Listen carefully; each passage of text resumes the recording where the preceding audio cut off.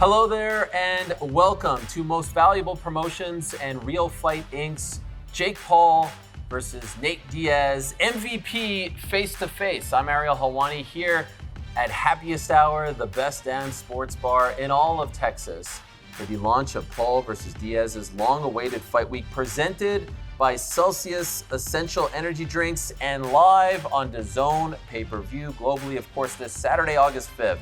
We will all witness the long-awaited clash between UFC icon Nathan Diaz and the global disruptor, the combat sports bad boy himself, Jake the Problem Child Paul, as they go face-to-face in a 10-round pro boxing bout.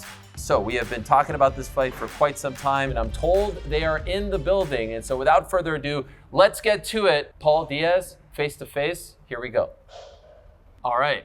Let's get into it. These guys obviously need no introduction. That is Nathan Diaz. That is Jake Paul. As I said, August 5th here in Dallas. We are rapidly approaching one of the most anticipated fights of 2023. We saw each other in May at the press conference, but we are approaching that time when there is no need for talking. One last stop. It's this little endeavor that we're doing here today. Good to see you guys. Thank you so much for coming. Appreciate it very much. Nate, I'll start with you. You've been in the UFC for quite some time. You had a very long career over there, and you were always preparing for a mixed martial arts fight. Obviously, you're still a martial artist. I know you still train jiu-jitsu. I know you still do everything that you love to do in the gym. But to prepare for a singular discipline, a boxing match, in your pro debut against this man, what was that experience like for you leading up to August 5th? It was one-dimensional, working on the one craft, and felt like a fight camp. It's good. I see you looking at Nate quite, intensely. Yeah. What's going through your mind as you look at him right now? Just looking at my prey. Was there any concern that he wouldn't show up to this? For sure. I told my team, I was like, he's going to play games, try to be late, do his typical thing, which is all good. I'm professional. I'm on time. It's no worries. At the end of the day, he's going to show up to the fight. He always does, and that's all that matters. Some people have been talking about, the way you promoted the fight and your motivation for this fight. Can I ask you, how motivated are you to beat this man on Saturday? I'm just as motivated as always. Every fight I come to win, and motivated. He obviously was critical of the press conference and the way you promoted it. Do you think that criticism was fair? Wait, what was it? You're talking about the press conference and the way the fight was promoted. Do you think that was fair? Like, how do you mean fair? Meaning, you are who you are. You haven't changed much over the years, and yet it seemed like there was an expectation for you to do more. People are always expecting you to be the bad guy, this and that. To me, it felt like you were just the same old, Nate that we've seen over the last few years. And so I know a lot of scrutiny came after that press conference, and I was wondering if you thought that criticism was fair. Yeah. However you guys want to make it fun with me. I feel like they always think I'm the bad guy, but I'm not trying to be. And so, when you started this endeavor, you against the world of MMA, against the UFC stars, it always seemed to me like this was potentially the final boss, so to speak, right?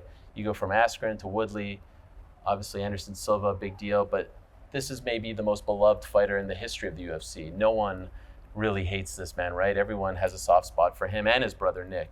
Do you view this way? Like on Saturday, if all goes... A couple of them don't like me, though. I feel like deep down they still love you. They don't say it. Even Connor has been very complimentary of you throughout this process. And I'm just wondering if this represents the final boss for you. Like on Saturday, if all goes according to plan, are you done with your feud with mixed martial arts? I mean, most likely. I don't know. There's not many of them left to beat. And he has a big name, obviously, is a UFC legend. So unless Dana lets Connor fight me, this could be the final boss of MMA for sure. Leading up to the Askren fight, the Woodley fights, even Anderson, they all said, I'm not doing this for MMA, even though he has poked the bear, so to speak, of MMA and the UFC in particular. Do you feel comfortable kind of representing the sport in being the first guy from MMA to beat Yeah, Jake I'm not Paul? trying to represent MMA like that. I'm just trying to represent myself and my team and what I do. And the whole fight's been with MMA because MMA is where it's at. There ain't nobody's watching boxing. You know what I'm saying? No disrespect to boxing because boxing is great and I love boxing and we need boxing for sure because boxing, for one, is great. And if people aren't watching boxing, then MMA fighter don't look like shit in their stand-up anyway. So at least even though they're not the best, they're trying to be, and they're trying to do it right like the boxers. And anyway, this is the MMA show altogether. You know, me, fucking, me. He wants to fight an MMA fighter, so the MMA fighters bring the show, and then it's me, and then it's we got Jeremy Stevens and Chris Villa, and then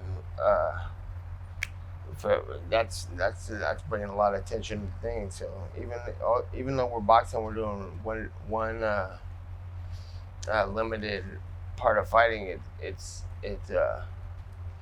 MMA based. Is this somewhat like surreal for you? Like that's an icon right there. That's Nate Diaz. I remember you did the videos and all that stuff. It seemed very far-fetched. Is it wild that we're like hours away now from you fighting Nate Diaz? Yeah, no, it's definitely pretty surreal. I guess manifestation is one of the most powerful things in the world, and I manifested all of this into existence. But it is funny to be, going from my dad's little like blue couch in his living room watching this guy on UFC cards to now fighting him in a boxing match in probably one of the biggest events of the year. Very, very surreal, and it's just a testament to hard work. And I look to be an inspiration to like young kids out there who have these crazy dreams or goals or desires to manifest them into reality. And if I can do it as a kid from Cleveland with no knowledge of this whole entire industry, then so can those kids at home. I'm not telling you anything you don't know. A lot of people are picking you. The odds makers are picking you. Even your old foe, Eddie Hearn, very confident in his analysis of this fight. Are you surprised by how many people are picking you and kind of to a degree like the disrespect that has been shown to him? I'm not surprised at all, actually. Like, my skill is superior. I think people see that. Obviously, he's tough, but in boxing, tough will get you hurt. It's different than MMA. In MMA, you can be tough. You can go to the ground. You can hold when you're hurt. You can take breaks, all this. In boxing, being tough gets you hurt. This is a sharp game, a skill game, a chess game, and I think people see that even though he's been boxing for five times, and so is MMA, but he's been boxing for 5 times longer than me, and I have more skill level than him in boxing. Do you agree with that? Well, shit, that's fucked up if he does, but that's his opinion. How would you rate him as a boxer? I think he does great, but we're gonna have to see Saturday. So. When you hear people like Eddie Hearn and some of the guys in boxing not giving you a chance, if you don't have anything positive to say about me on the real, fuck you. That's what I have to say. Do you feel like because I don't have anything negative to say about them. So why don't you just keep your mouth shut? That's how I feel about it. Do you feel like you've been disrespected? Yeah, that's the name of the game, though. We put ourselves on the stage to fight people, and people have that criticism. I'm in sixth grade. I'm fighting at the park, and then I go home, and I'm hearing how I didn't fight good or some shit, and then now I'm in a new fight, and then I hear somebody criticize that fight. I'm in a new fight, and the show fucking carries on forever. So it comes with the territory, and pull up with the criticism. I don't give a fuck. What it seems like to me is it's a lot of people who haven't seen you fight throughout your career dissecting like a 13-second clip that they see on the internet, and they're like, oh, he's not going to be this kind of boxer. Yeah, but what do they know? Yeah, exactly. So what do they know? What does anybody know about that? And that their opinion shows how much they don't know. For when, like, what are you talking about? The hit Mitch clip? That's my fucking kicking coach. I'm hitting Mitch with. It's a whole another story that nobody else knows about. And if they want to get a real fight, kick to the face. And especially if you're criticizing the fact that he doesn't know what he's doing in boxing. I'm like, yeah, but you don't know what you're doing about fighting. You get slapped with a face kick. You know what I'm saying? Or a body kick, then a knockout. They don't know nothing about that. So that's when people talk about that, that's like small children talking, like people who could box talking fucking shit. And not knowing that I got girls in my class this big that'll fucking mount you and fucking fuck you up, choke you to sleep. So unless you know what you're talking about, why are you talking? Will he be your toughest opponent to date? Yeah, I think he has that warrior mindset more than anyone that I fought. I like the warrior and the tough and the good cardio. Like not, but everybody, they say this shit. I'm like, yo, maybe I'm just fucking better than you. He's got good cardio. He's tough. That's a loophole in saying. Like I got people I've been training with for years, top level people have been saying he's tough. He's got good cardio. Beat your fucking ass from round 1 to round 8. That means I'm better than you. So what about round 9 like and 10? I said, yeah, I hope I don't lose in round 9 because remember I pushed from 8 to 10. That's fucked up, right? Why did you do that? I was just fucking with him. He didn't want to fucking. He was doing 8 rounds. I'm like, you don't want 10 rounds? I don't want 10 rounds either. I want fucking 2 rounds. I'm tired of just thinking about it. Why'd you agree to 10? I'm down for a challenge always, you know, and Can we change it to 6? That's why I'm curious. Don't you have the advantage though? Everyone says that he has the poor cardio, so isn't it to your advantage? his team said, okay, you have the advantage in the beginning, but Nate's gonna have the advantage at the end. I was That's like, what okay, that's what the excuses. people say though. I don't want any excuses once I beat you. That's what the people say is he's got good cardio. He's tough. Give me 2 rounds. You think that's all? If that's what we're doing. No, I don't I don't give a fuck. But I'm deal with what I'm dealt, you know? I'm like, so be it. Let him make it happen. I just wanted you to finish your thought. I asked you, toughest opponent to date, tougher than Tommy Fury, tougher than Anderson Silva, Tyron Woodley. Would you rank him above all those guys as a boxer from what you know of him? Yeah, I mean, I think Tommy Fury is a very excellent boxer, but I think Nate Diaz brings something different to the table, and it's this relentless style, this forward pressure, taking lots of damage and not giving a fuck and returning that damage more than what his opponents are giving him. And that is sometimes more difficult to deal with than a really good boxer. So we're prepared for him. I know he's going to be tough. I know he's a warrior. I know he doesn't want to lose. Everything's on the line here for him, right? He's coming off a hot win in the UFC. He's coming over here, wants to come back with a W, then go back to doing whatever it is that he was going to do on his career plan. But I have the opportunity to put a stint in all of that and to do what no one else has ever done, and is to knock him out, and that's what I plan on doing. Is your plan to go back to the UFC after this?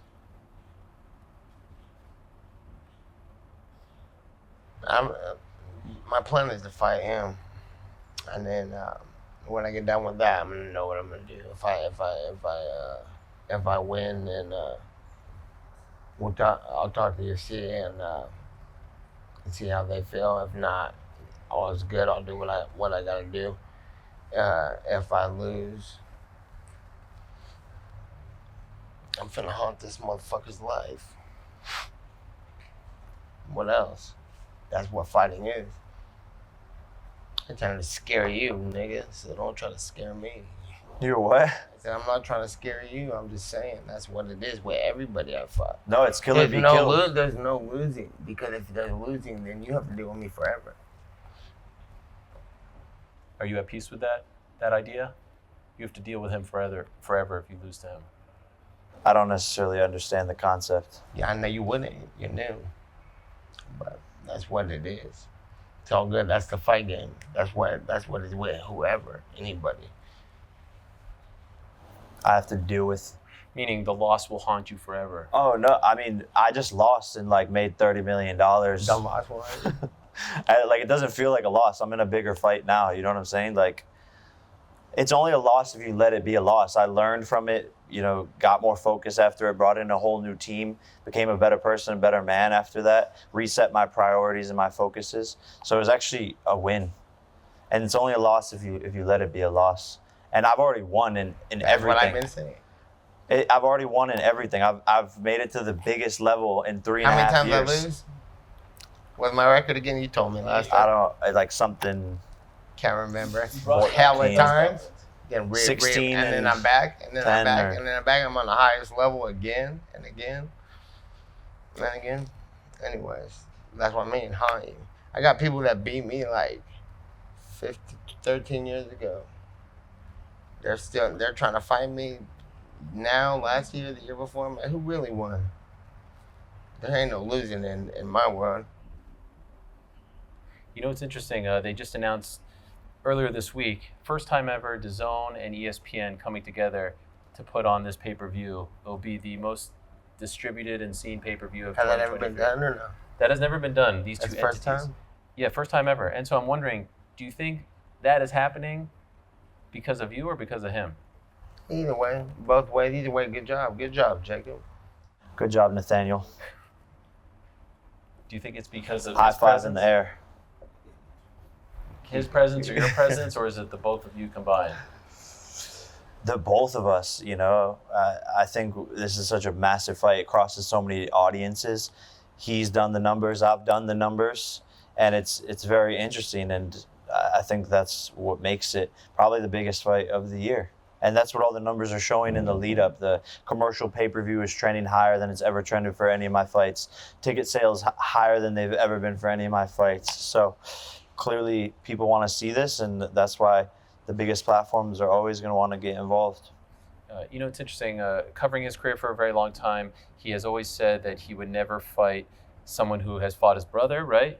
You didn't even want to fight on the same card as your brother, Nick, right? And so when he left the UFC, he was, you know, the biggest free agent in combat sports. And for the longest time, I had heard that there was a chance that he would fight your brother, Logan.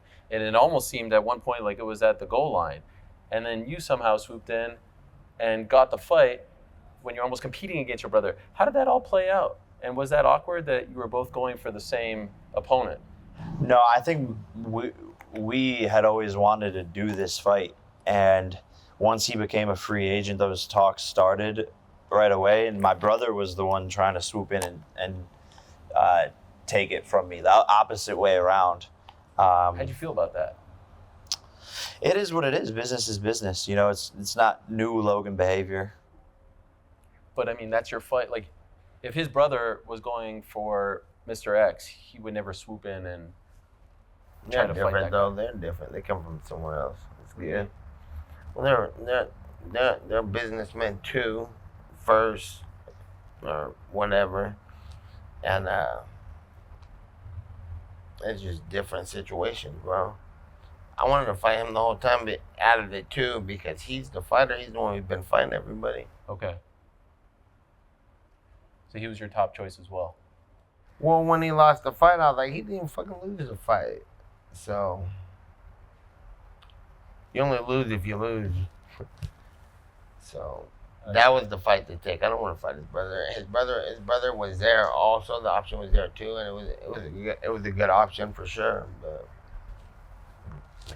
he's been fighting actively and been knocking people out and shit. I'm not trying to fight the brother that's fucking playing around and part-time fighting. He's obviously full-time fighting.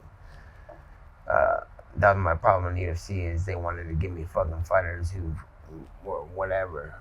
And my whole career I fought, I was like, no, give me a better guy than that. And then they're like, no, you're not getting that guy, so I wouldn't fight. I'm like, well, I don't want to fight, no. I want to fight the guys who are fighting actively and winning it impressively. And a lot of people think that this motherfucker will whoop my ass all over the place where I live, where in the world, because that's the effect he made. And I'm like, yo, I refuse to let the motherfucker that everybody's talking about whooping ass be the ass whooper. So, the question wasn't for me, huh? No, it was actually a great response. But he's the guy to fight. You know, what's my takeaway from that? A lot of respect being, shown you, towards you, about you. Like Yeah, but I'm not trying to be like. It's not trying to be respect. It's just what it is. This guy's fucking knocking out all the 5-time champions and shit. Yeah. How many times Willie won? 4 or 5. The belt? Yeah, something like that. And then Anderson is fucking the man and all that. I'm like, yo, I'll fight the guy who fought him. I don't want to fight. I already fought his brother. Sort of, yes. Doppelganger. But So I'm just curious, do you have that same respect for Nate? Yeah. No, I do for sure. Yeah, he's a UFC legend. That's. Are you allowed to talk about that? I'll talk about whatever I want. The reason I asked if you had that same respect, I know you obviously are a fan and watch him, but there were some things leading up to the fight, like the prank calling, the little toy that you had at the press conference talking about his record, which may come across as disrespectful. So why? It's just fun. It's just fun. I'm having fun. That's all it is. And that's all that matters is, as a human, if you're happy and having fun in life, then that's all that matters. So I have a ton of respect for him, but I could still poke and prod him and make the promotion fun and entertaining. That's what I do. I make content. I make myself laugh. And that's, to me, what's fun about this sport is the lead up, the promotion, the event, everything about it I love. But I have a ton of respect for him. 100%. He's a UFC legend. That's why this fight is so big. He's a warrior. He's been, put on some of the greatest fights in the history of the MMA. He has an amazing fan base. Obviously, people love him for a reason. And I know he's coming to bring a war. That's what it says, ready for fucking war. And I think the fans are the ones who get to win the most out of all of this because we both don't want to lose. We both don't want to back down. And Are you coming back? All right, he's going. Good.